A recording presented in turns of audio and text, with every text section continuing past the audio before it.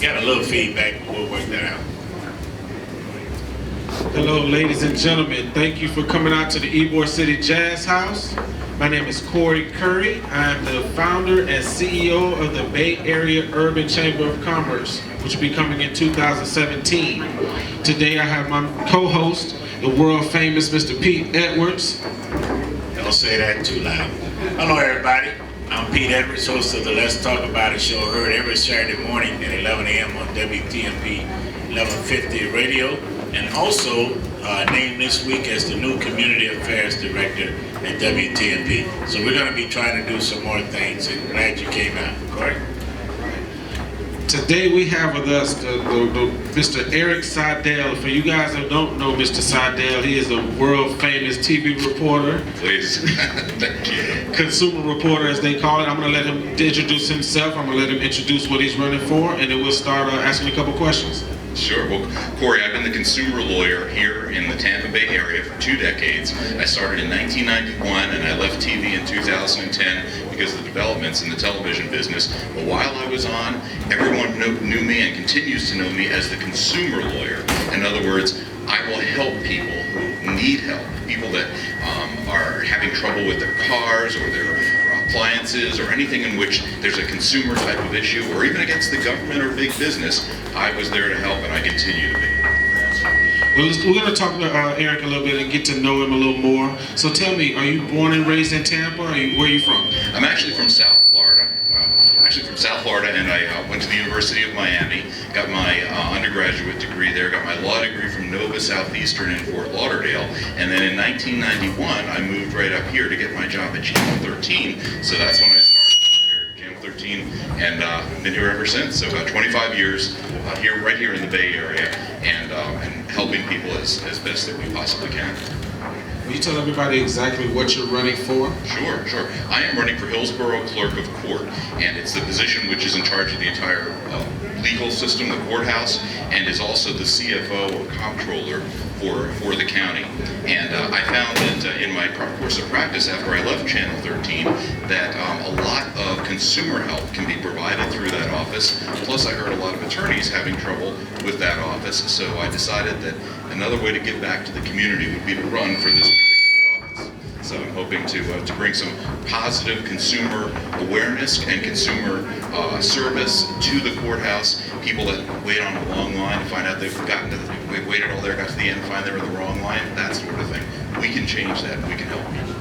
Now, you have children. I had the opportunity to have a sit down with your son and Chase. playing with some goats. Tell us a little bit about your son. Chase has special needs. He's very special. He has Williams syndrome, which is a chromosomal microdeletion, and what that does is it basically has mental and physical challenges, but at the same time, as God takes, God gives, and he has a great personality, loves people, very outgoing and very friendly. So a lot of folks have a good time with Chase, and Chase has a good time with them. So my children had a wonderful time with him. Thank Pete, you. if you're going to pass Now, Mr. Seidel, the clerk's office is a kind of one of those constitutional offices. We're getting a little feedback.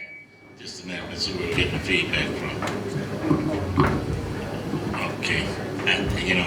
That's why I hate mics, but it is what it is. But anyway, to all of you here today, the clerk's office is one of those constitutionally elected offices that people can describe mundane, like M-U-N-D-A-N-E type thing, but it's become very important in today's work as part of the court system. Can you explain to us how can the clerk's office under your leadership be more efficient? Because people want efficient services, you want to get in and out. Only recently the clerk's office began to have a customer service center like Doug Belvin's office. Right. It's long overdue. How can you improve on that? Because it seems like a little too late. Can you talk about it? Sure, if I can. What we need to do, and it's very important, that when people drive all the way from wherever they're coming in Hillsborough, they go to the courthouse, then they have to stand in a long line after they go through the metal detectors and everything. I think we've all been through that. Well, what I want to do is, especially after they wait on a long line, they get to the end of the line, they find they're in the wrong place or in the wrong line. Well, what I want do is make sure that we have a greeter out there to help people, just like we have when you go to a regular store. How can we help you? Treat people like people, not like numbers. Treat them like the consumers that they are, so they don't have to wait in long lines. Explain if this is what you need, where you need to go, or what form you need, that sort of thing. The other thing we need to do is to make sure that everything can be taken care of as much as we can take care of on the website, so people don't actually have to physically get in their cars, spend the gas, spend the time to go to the courthouse. We need to be able to download all those forms from the website on the clerk of the court. I propose putting videos, 1-2 minutes on the website explaining to people how to file a small claim, how to get a dissolution, a simple dissolution of marriage, how to file an injunction for domestic violence, all very important things. But we're a visual society. A lot of people don't have the time to sit down and read all of that, especially if it's in legalese. We put it there in a videotape and just have it easily accessible to people. These are the sorts of things. Yeah, one of the things that we want our audience to know, if you have not been on any of the state of Florida clerk's websites, the state Supreme Court has required that a lot of the court information be electronically downloaded, that people can pull up, whether it's civil court, county court, criminal court, or whatever. But at the same time, they're ordering all of this information. The legislature has actually cut the clerk's budget. So what you thinking about that? Yeah, well, there's several things we can do there. Number one is the budget. We definitely need a little bit more money. I mean, the clerk takes in around $200 million and gives it back to Tallahassee and gets back about a fourth of that. Well, I have a great relationship with the Hillsborough County Legislative Delegation. The majority of them have endorsed my campaign. I anticipate being able to request what we need and have a good working relationship to get what we need from the from the legislative delegation for our consumers and our constituents here in Hillsborough.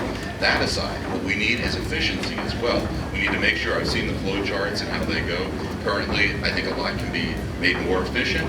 I think a lot can be done to help the people from the website, so that once we get everything done for the professionals, like the attorneys and the title companies that use the website all the time, then we focus the people that we have left on helping individuals, putting more resources into helping the people that need the help, that are just lay people that come there and they just don't know where to go, and very similar cases to very serious cases. I mean, there are things that, like domestic violence injunctions, that we really need to be helping people with and helping them right away. All right, Corey, you want to wrap this up with Mr. Seidel? We're going to wrap it up. And all I want to know is we're getting ready to start in 2017. We're going to begin a Bay Area Urban Chamber of Commerce.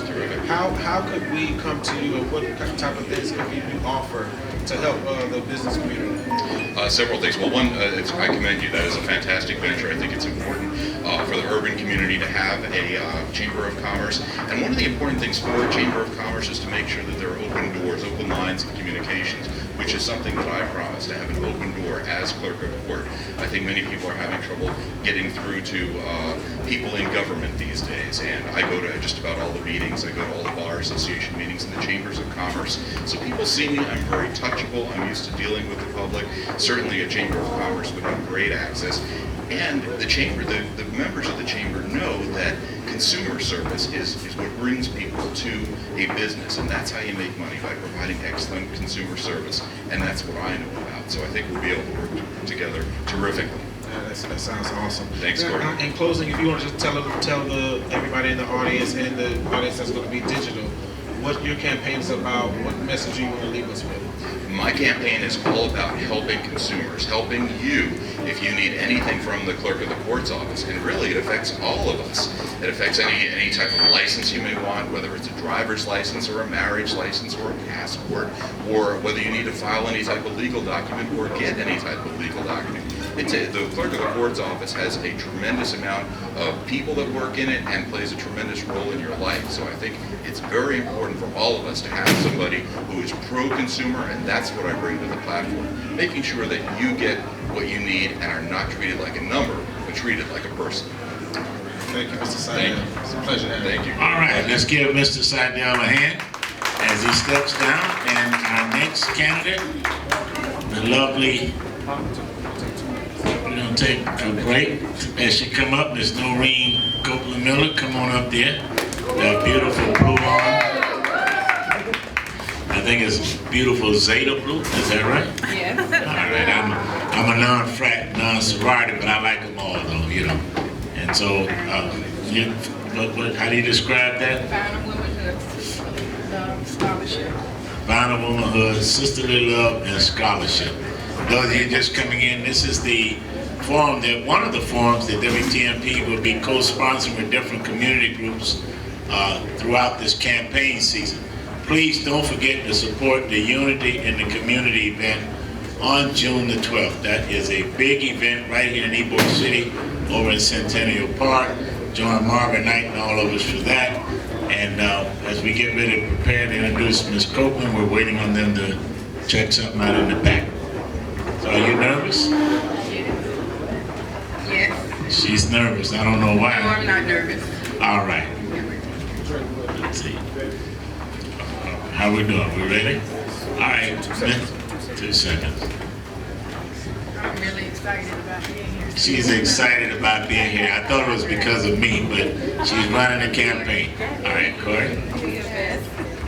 And we're back. My name is Corey Curry, founder and CEO of the Bay Area Urban Chamber of Commerce, coming in 2017. I'm here with Mr. Pete Edwards from WTMP, and he is going to introduce our next guest. Been knowing her a long time. This is Noreen Copeland Miller. She's involved in a lot of different activities, the National Negro Council of Women, the 100 Black Women, and a little bit of everything, well known in the community. And she's running for Hillsborough County School Board county-wide. So Noreen, I gotta ask you, why? I mean, you're known in the community, you've done a lot of volunteer work, everything. Why would you take this stress